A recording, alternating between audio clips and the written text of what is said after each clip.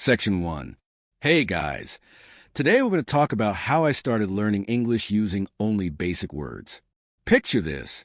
You're sitting in a room. Everything is silent except the faint hum of life outside. You open your phone or a book, or maybe just your mouth, and try to say a single word in English. It comes out strange, maybe wrong, maybe not even real. You look around. Did anyone hear? Was it okay? Should I even keep going? Learning English from the very beginning is not like climbing a mountain.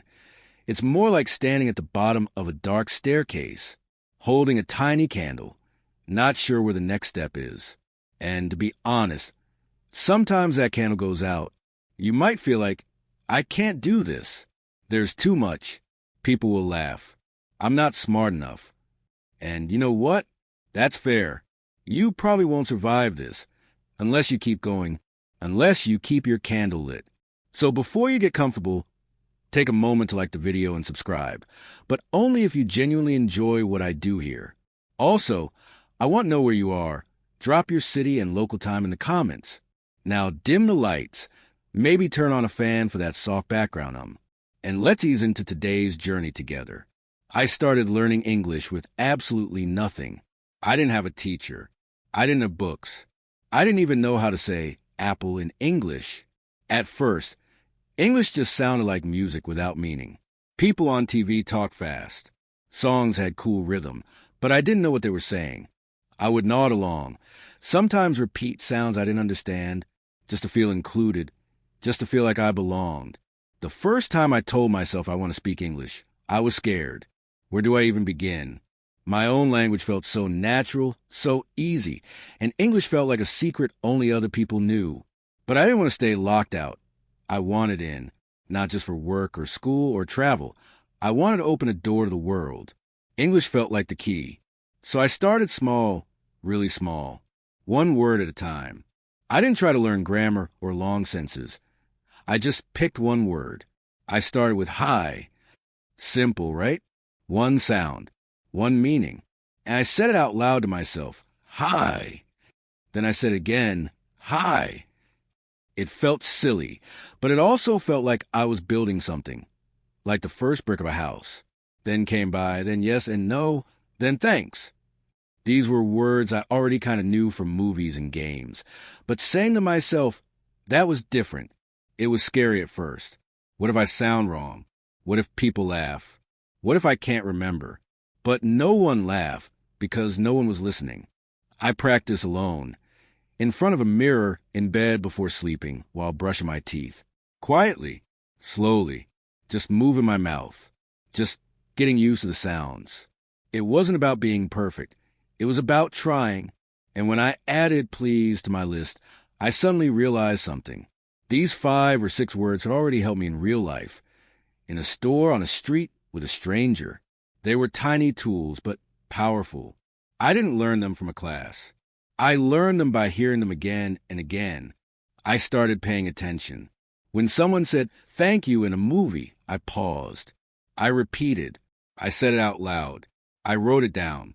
I looked at the spelling. I tried to copy the tone. Was it soft? Strong? Fast? Some days I forgot. Some days I felt lazy. I didn't study. I didn't speak. But that's okay, because this isn't school. This is life. And life is messy.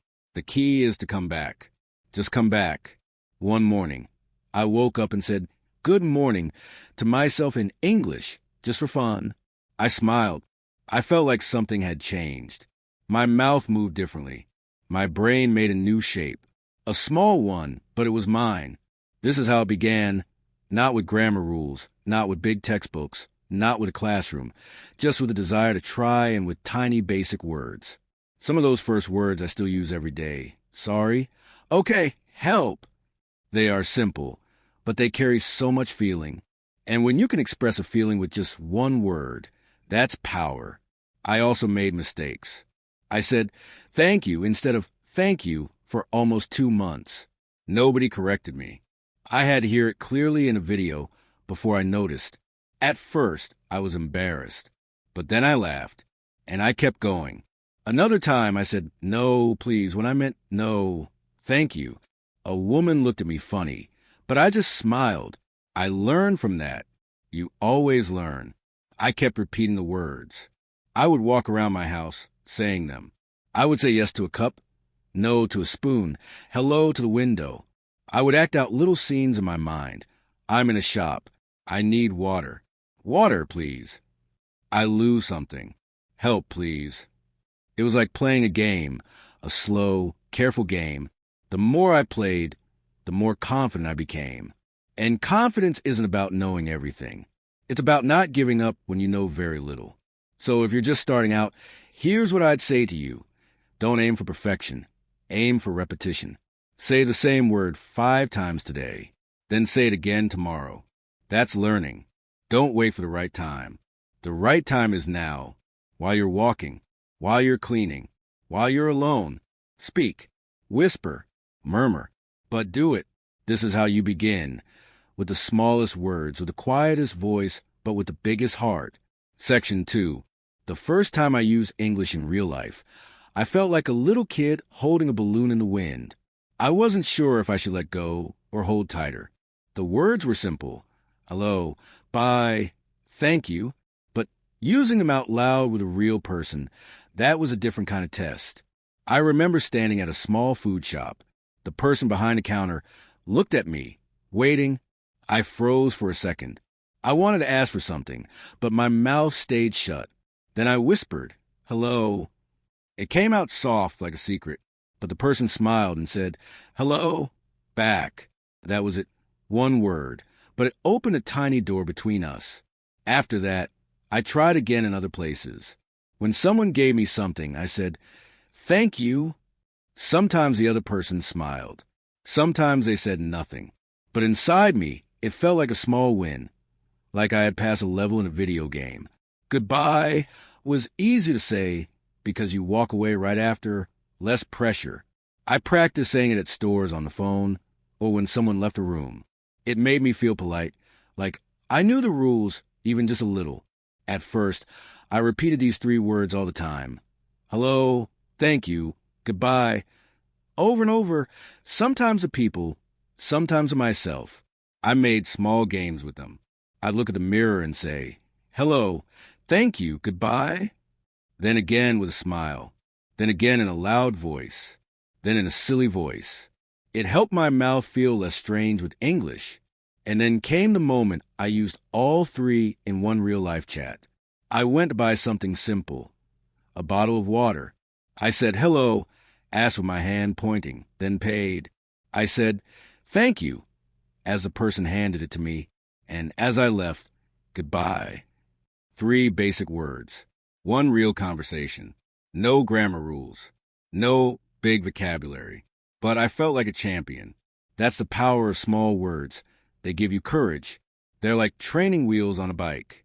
You might not ride fast, but you are riding. That's what matters. But even with just those words, I made mistakes. One time I said bye-bye to someone who was clearly my boss. It was a bit too friendly. He looked confused. I learned that bye is safer in formal places. Bye-bye is more for friends or kids.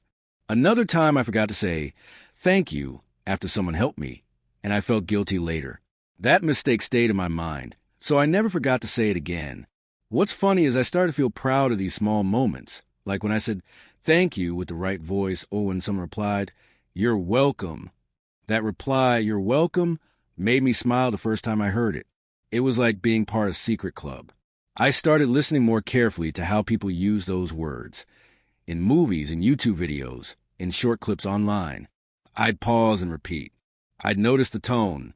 Some people say, thanks fast. Others say, thank you, slow and sweet. Some say bye, like it's nothing. Others make it sound warm and friendly. I tried copying their sounds. Sometimes I'd get it right. Other times it was awkward, but I kept going. Slowly, these words became habits. Not just English words. My words. They lived inside me. I didn't need to translate them anymore. They came naturally. I stopped thinking in my language first. I just said hello, like breathing. And you know what? That's the first step to real learning. When the word feels normal in your mouth, when you don't freeze, when you can use it without fear. I also notice the power of using these words with strangers, in shops, on the street, even online.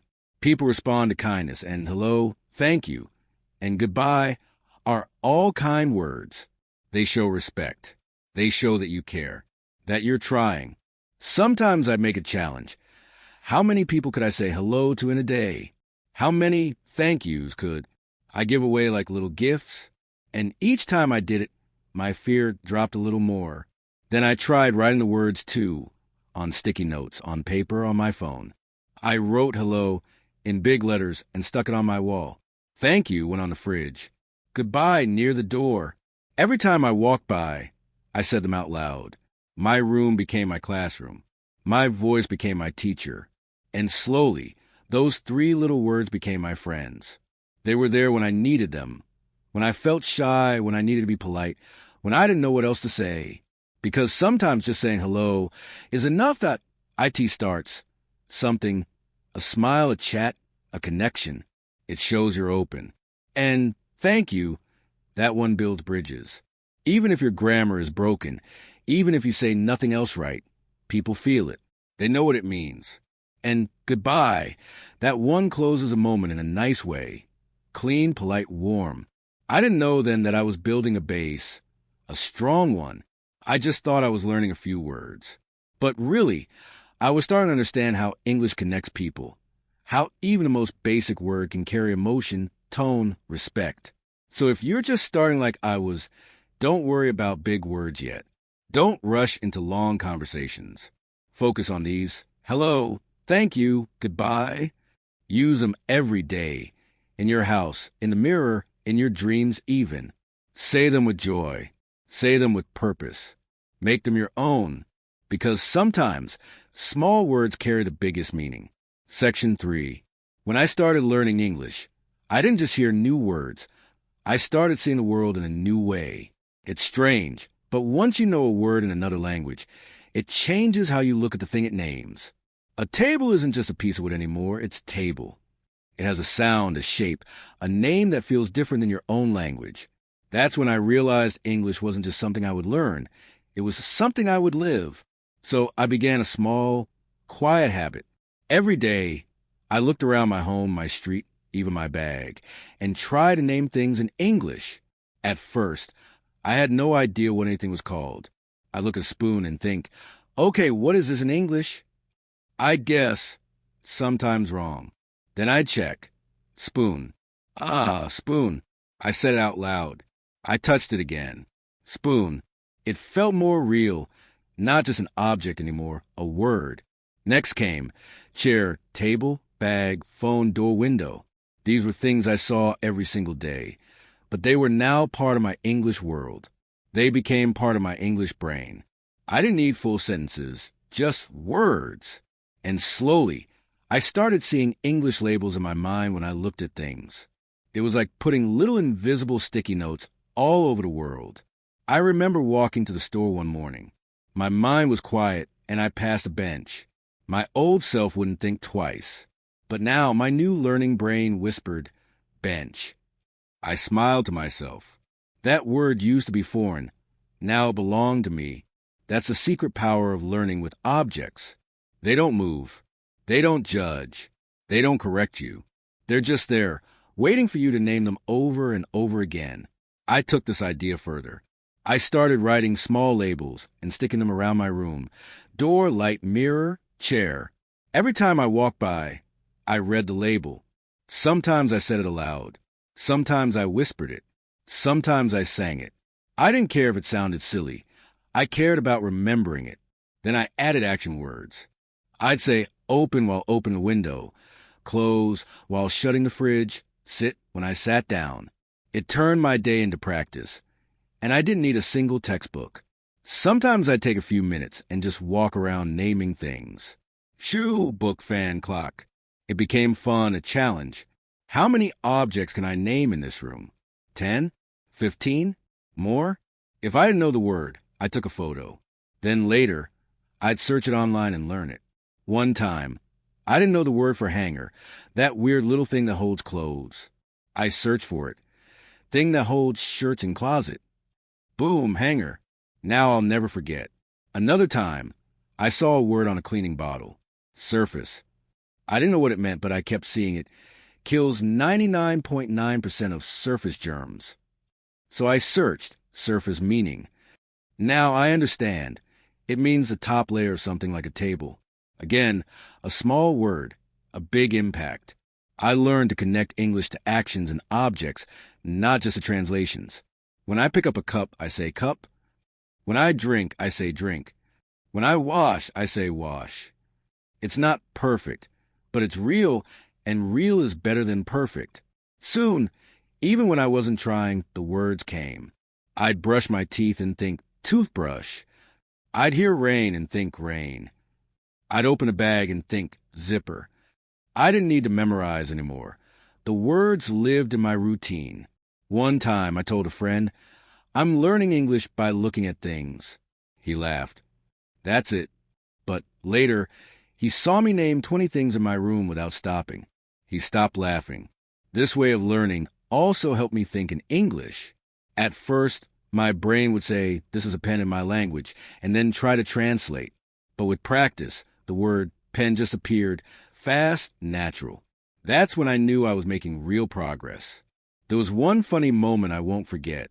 I saw a picture of a vegetable I didn't know in English. Cucumber. I had eaten it 100 times before, but now I knew its name in English. The next time I saw it at the store, I smiled and whispered, cucumber. It felt like I had a secret, like I had discovered something new. Even though it was always there, that's the magic. The world around you doesn't change, but the way you see it does. Even walking outside became a lesson. I'd pass a car and think car, see a bird, bird, hear a dog bark, dog, smell flowers, flower, feel wind. I wasn't just moving through space anymore. I was learning while I lived. No classroom, no schedule, just noticing, just naming. And this helped me feel like English wasn't some faraway thing. It was here, in my kitchen, on my shoes, in my hands. You can do this too. Start today. Pick one room. Try to name 5 things in English. Then tomorrow name 10. Don't worry about grammar. Don't worry if your pronunciation isn't perfect. Just build your world, one word at a time. If you don't know the word, describe to Google or an AI search. Thing you turn to turn on lights, you'll find switch. Search thing with time on wall, you'll get clock. Use your curiosity. Let it guide you. Before long, you'll start thinking in English without trying.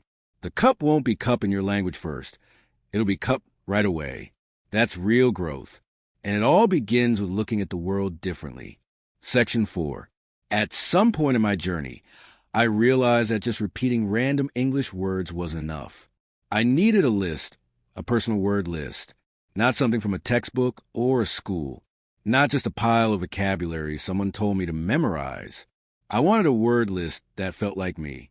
So I started collecting words like little treasures, not the biggest or hardest ones, just words that I heard often or that made me feel something. Words I actually wanted to use. My own list, built for my life. The first word I added was coffee, not because it was fancy, but because I love it. Every morning I drink it, and now I can name it in English. Coffee. It sounded soft, nice. I said it while holding my cup. I whispered it before that first warm sip. Coffee. It became a word that mattered to me. That was the rule for my list. The word had to mean something to me. If it didn't connect to my daily life, I didn't write it down. Next came phone, then keys, then bus. These weren't special, but I used them often, so I added them. I wrote them in a small notebook I carried everywhere. I didn't write the translation, just the English word. I wanted my brain to start linking the English word to the object, not to my native word. Then I started adding words for feelings. Tired, happy, hungry. I'd say them out loud when I felt that way. I'm tired. I'm hungry. Even if I was alone, even if I only said one word, it helped me feel like English was part of my life, not just a subject to study. Sometimes I'd hear a word in a song or a video, and I'd pause, write it down, and come back to it later. One time I heard crazy in a song and didn't know what it meant, but I liked the sound. Later, I found out it means wild or not normal. I added it to the list, not because I needed it, but because I liked it. This made my list feel like a diary. Each word had a reason, a memory, a feeling. Over time, I started organizing my list into small groups. Things I use every day: phone, bag, shoes, bed. Places I go: store, school, park, street. Feelings: cold, happy, scared, bored. Actions: eat, sleep, run, open, close. Random favorites: moon, rain, music, chocolate. I didn't need hundreds of words. I just needed useful ones, personal ones. Sometimes I'd write little drawings next to the word, or use colors. Rain, got a blue drop. Hot, got a red line. These little things help me remember, not like school, like art. And then something changed. When I looked at my list, it felt like a part of me, not something to memorize, not homework, but a map of my world in English. One evening, I looked at my keys and said, "Keys?" Then I said, "Where are my keys?" Even though I knew where they were, it was just fun to say my own life in a new language. It felt powerful, like I was creating my second voice. There were hard words, too, ones I liked but couldn't say well. Scissors was tough. So was vegetable. But they were real. They were mine. I kept them on the list. I didn't erase the hard ones. I faced them. That taught me something important. It's okay to struggle with a word. Just don't give up on it. Come back to it later. Try again. Let it sit like soup on the stove. Let it get warm before you taste it again. Once a week, I reviewed my list. I didn't test myself. I didn't quiz myself. I just read it. I said the words out loud. I added new ones. I crossed out a few I never used. It was like gardening. Some words grew, some didn't. And over time, my word list wasn't just a tool. It became my little English world. You can do this too.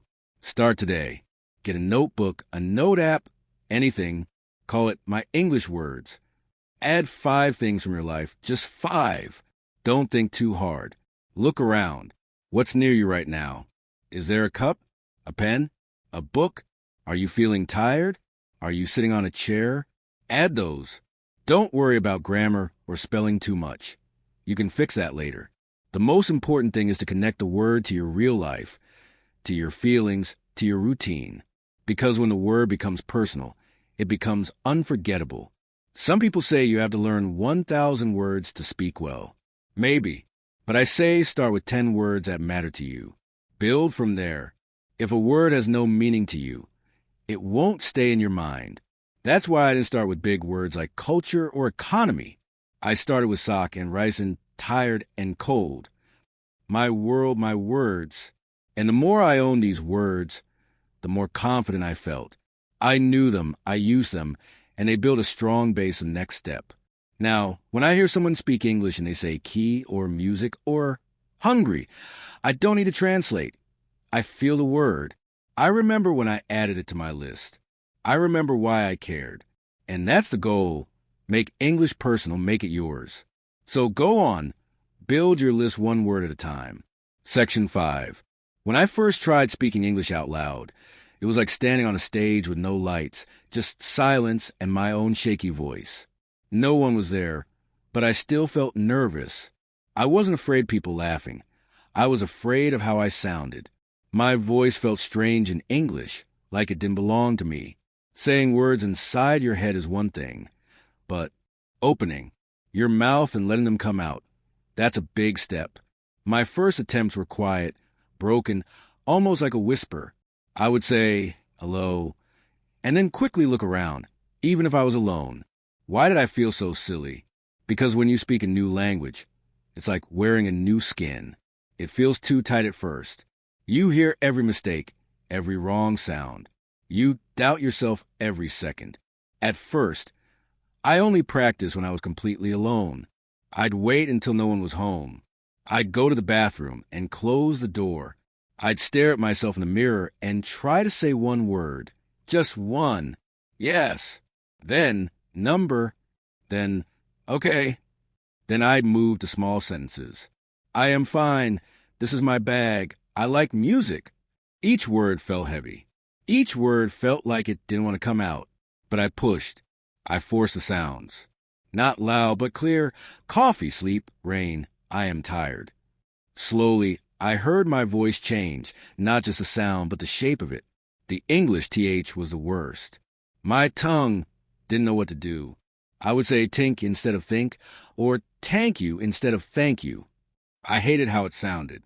I wanted to stop, but I didn't. I kept saying again and again, think, thank you, thirsty. I bit my tongue sometimes, just to get the sound right. The mirror became my classroom. My mouth became my student. I watched my lips move. I listened closely. I laughed at myself. I failed often, but I never stopped trying. There was a day I remember well. I stood in the kitchen and said out loud, I am hungry. It was a simple sentence. No one heard it, but I felt powerful, like I had claimed a small piece of the English world and made it mine. Then I made a promise to myself. I would say at least 5 English sentences out loud every day. No matter how silly they sounded, no matter how small they were, I kept that promise. Sometimes I said them while cooking, sometimes while walking, sometimes just before sleeping. I am sleepy. This is my phone. Today is hot. I like this song. Where's the bag? They were short, basic, but they were mine. They came from me, not from a book. But the fear didn't go away quickly. Sometimes I would be about to speak, and something inside would stop me.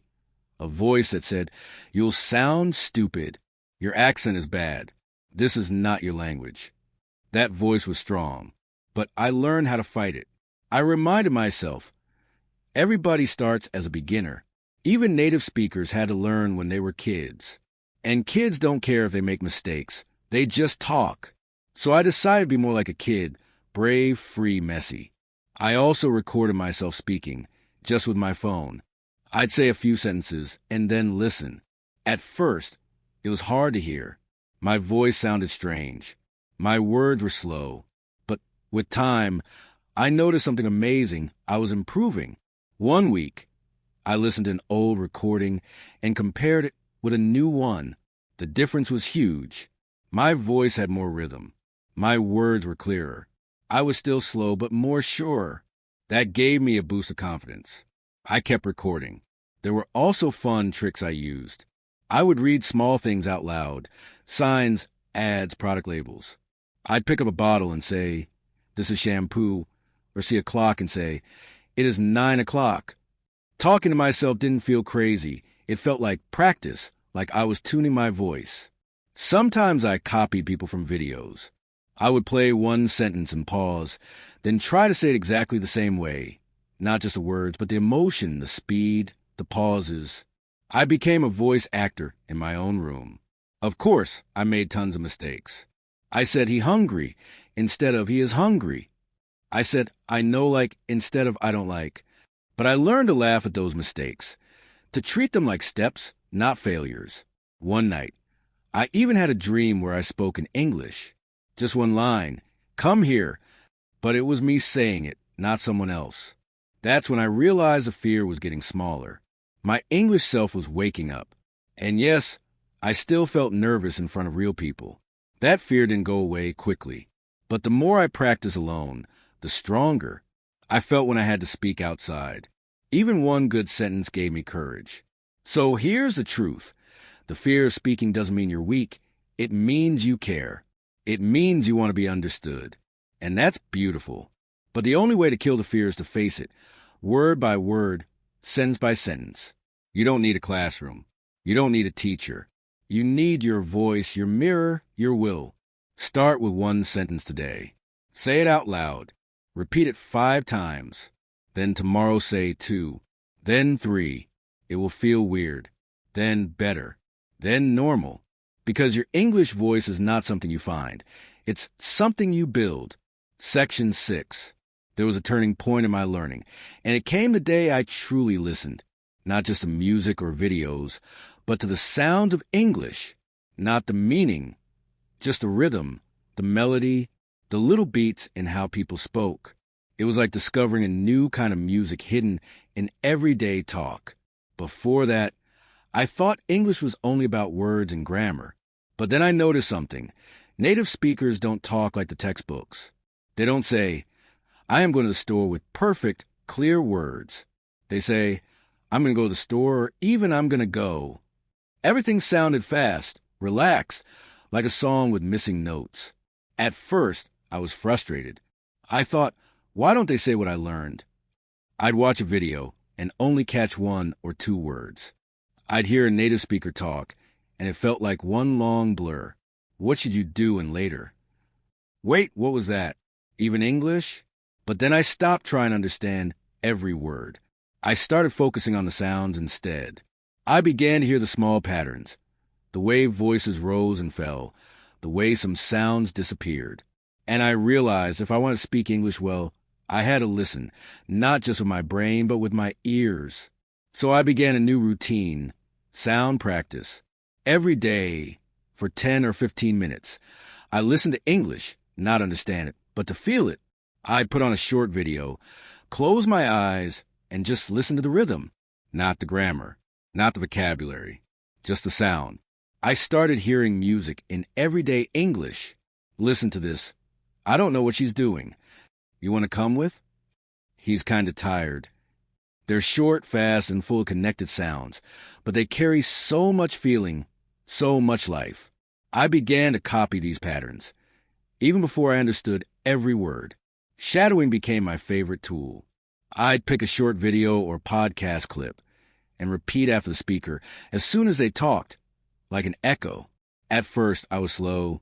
I'd fall behind. I couldn't keep up, but I kept trying. I didn't care if I said every word right. I just wanted my mouth to get used to the rhythm. I wanted my voice to dance like theirs. Sometimes I used subtitles. I'd listen once without them, then with subtitles, then again without. Then I'd try saying the whole line myself.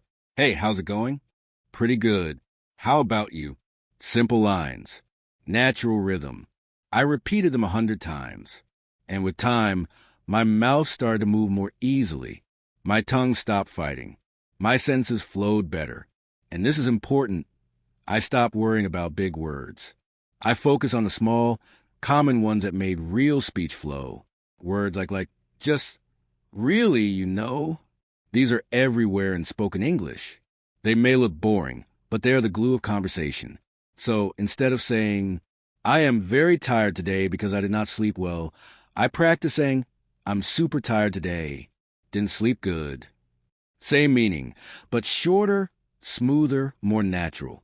Sometimes I just repeat a phrase 20 times in a row to feel how it rolled off the tongue. Gotta go. Sounds good. Let me see. I'm not sure. Hold on. I didn't worry about using them in conversation yet. I just let them live in my mouth like little songs I could hum when I was alone. One day, I was watching a movie with subtitles off. I wasn't understanding every word, but I noticed something amazing.